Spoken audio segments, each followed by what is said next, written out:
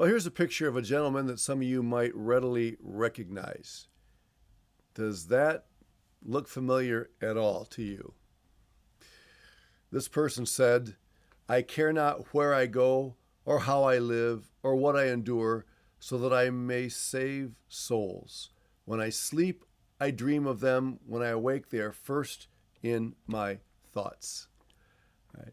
If you haven't already guessed, this is a missionary who, ironically, though one of the most famous of all time, if you will, especially in the Western world, actually served for a mere 5 years as a missionary. This is David Brainerd. Now, there is a book on the market published by John Piper called The Hidden Smile of God. And Piper presents 3 autobiographical studies of famous Christians who suffered from depression. And David Brainerd is one of them. You might be interested in the book, The Hidden Smile of God. Piper does an excellent job of portraying the struggle that all 3 of these individuals faced with regard to their own effectiveness, their own spiritual walk. They were all very introspective and struggled a lot with depression, discouragement, that sort of thing. And Brainerd certainly did struggle with that. And so I would commend that book to you. I think you'd find it interesting. David Brainerd is quite the story. He lived from 1718 to 1747. So do the math there. You can see that he died at the ripe old age of 29, and we'll talk more about that a little bit later on.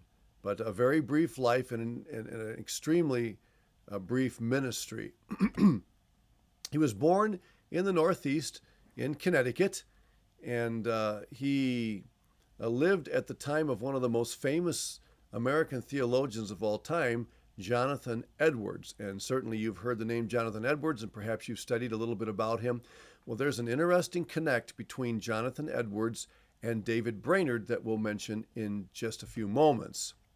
His place of service, just like John Eliot's, was in the eastern United States. Now, Eliot obviously lived about 100 years before Brainerd, but Brainerd ministered in the same location, and his ministry was to the Native Americans. He didn't minister always in the same location. He moved around a couple of times during his brief tenure of ministry. Now, I mention Jonathan Edwards here because a romance ensued between David Brainerd and Jonathan Edwards' daughter, Jerusha. And the fact is, they actually became engaged, but they were never married because Brainerd eventually died of what may have been tuberculosis. We're not totally sure. His untimely death at age 29 at least was similar to the tuberculosis and had some of the same symptoms. Now, let me just go back. I have given you the notes here to fill in, but let me go back and give you a little bit of information about Brainerd that I think you'll find fascinating. He was a very capable scholar. He went to Yale University. And again, understand that the students at Yale who really wanted to be serious about serving the Lord were struggling with a spiritual coolness that had come over these universities, Yale, Harvard, and others like them. Some of these we call the Ivy League schools. Remember, we talked about the Pietists last time, and their concern about bringing true spirituality, spiritual fervor back into the church. And so, even though these schools were still largely Christian, these universities, nominally, many of the faculty and administration were starting to cool off spiritually, and they had lost their zeal for the Lord. And a movement broke out among students in some of these places to see revival take place on these campuses. And Brainerd got involved in that kind of a movement. And so what happened next in his life was very unfortunate and something that we want to be warned of as we read it. He became critical of some of his professors, and and unfortunately, he allowed that criticism to be expressed publicly during a classroom situation. And I don't know exactly what happened or what the professor said, but Brainerd made the comment in public that the professor had about as much grace as a chair. Now, that may sound really unusual to you. What do you mean as much grace as a chair? Basically, that was a way back then of saying effectively, this professor is a deadbeat. He's a dud.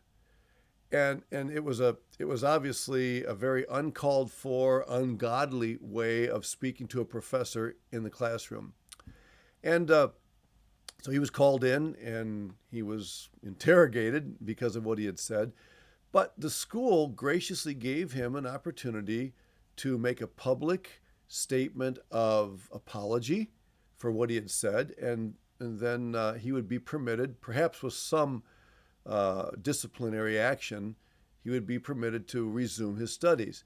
But Brainerd showed himself to be pretty bullheaded, and he refused to apologize. Now, I'm just going to tell you that if I had a chance to talk to Brainerd, I would tell him you're acting in a very unbiblical, ungodly way.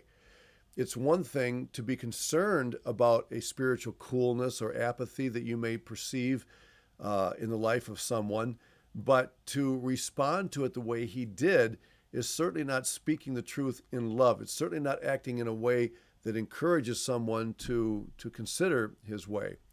And just the fact that he would speak to a professor that way in and of itself presented some huge difficulties for him. So Brainerd did not help the cause of dedicated Christians on campus by taking the action that he did. But he refused to apologize, and so he was dismissed from school. And sometime later, and I don't know exactly how long, but sometime later, he actually had a change of heart, and he approached the administration of the college asking if he could make things right and be reinstituted as a student. And the school very promptly denied his request. So he had been given his chance, he had refused, and as a result, he had created somewhat of a scandal on campus, and the university simply told him, "You're done here." So, that much is good. The fact that he reconsidered it, is helpful, but he waited a little bit too long to do that.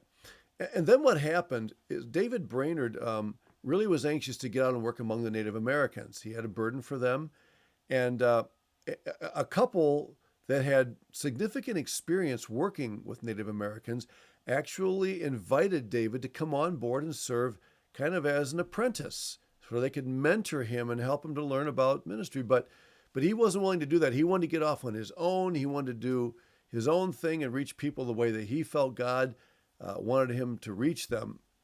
And so, again, in my opinion, David Brainerd gave up a valuable opportunity to work under experienced missionaries and learn some lessons and be guided in his missionary work. So I see a thread of pride, running through both in this situation and in the situation regarding the incident at Yale University. I truly believe that if David Brainerd had decided to accept the invitation of this couple and spend some time working under them, it could have really been valuable and helpful to him in his ministry. But he went off on his own. And the fact that he worked on his own, I think, really contributed to his bouts with depression. I am not against Lone Ranger missionary activity, if you will. I do believe that there are some people whom God directs to work on their own. We'll see that with other missionaries like David Livingston or Mary Slessor. There were lots of people that went out on their own as pioneers. So I am not at all saying that that is wrong and that God never does that. But I think that in the case of David Brainerd, given the fact that he was already a very introspective person and probably needed the encouragement and the strengthening of a partner missionary, made it unwise for him to reject the offer of this couple.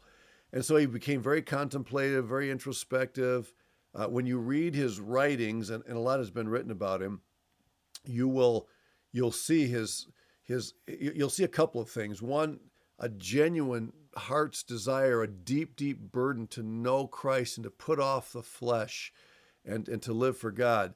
But the negative side of that is that he became so contemplative and so introspective about his own sin and everything that it actually led him to a state of depression. And in the Christian life, we have to be aware of our sin. We have to deal with it. We have to realize who we are and who we are not. But we also need to focus on the sufficiency of the grace of God in our lives. God uses us despite who we are. And I would just encourage you that wherever you serve the Lord, if God provides someone else with whom you can minister to do that. Team ministry has a lot of advantages. When you look at the life of the Apostle Paul, you see someone who majored on team ministry. He was alone in Athens for a while and maybe in Corinth for just a few moments. But by and large, Paul worked hard to include teammates in his ministry. And that offers encouragement where one is strong, the other is weak, and they can complement one another and encourage one another along the way. And David Brainerd never had this opportunity. Maybe I should say he had the opportunity, but chose to work alone. Now, why is it that there's so much written about David Brainerd? Well, the interesting thing is he kept really, really complete diaries. He wrote a lot. He had a lot of time to do that. And so he wrote a lot about his personal relationship with God, his love for the Native Americans, and so on. And when he died, his father-in-law-to-be, who never became his father-in-law, actually made sure that his memoirs were recorded for future generations to read.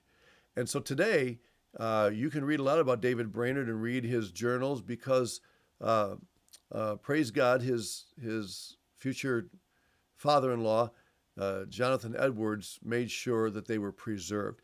Now, I didn't mention that Jonathan Edwards' daughter, Jerusha, cared for David Brainerd near the end of his life, nursed him and, hoped to bring him back to health, but he ended up passing away. And then she, just shortly thereafter, in fact, on Valentine's Day the following year, also passed away, probably from having been contaminated by whatever it was that he had, whether it was tuberculosis or something like that. So it's quite an interesting story. So again, here's a man, Jonathan Edwards, who has some very, very positive things to offer. His deep desire to serve God and to know God, and his deep love for the Native Americans. But at the same time, on the negative side, an introspection that led him to spend too much time thinking about his own sinful self rather than glorying in the grace and mercy of God to use him. How he got sick is hard to say. He probably lived on very little. He probably was exposed to the elements more than perhaps he had been accustomed to. And whatever the case was, we certainly don't fault him for dying at the age of 29. Certainly, it's dangerous and unwise to accuse anybody who's in the work of the Lord and who dies young of being unfaithful in some way. That has nothing to do with our discussion here. The fact is, during those 5 years that he did serve, he left an impact that today continues to reverberate. And so I'm thankful for David Brainerd, but I would say as you read and study him, be careful that you maintain a balance of recognizing your own sinful tendencies and your dependence on God, but at the same time, glorying in the sufficiency of God's grace and mercy, using cracked clay jars like us to get his work done. So I thank God for David Brainerd and for the many, many lives that have been impacted because of his testimony.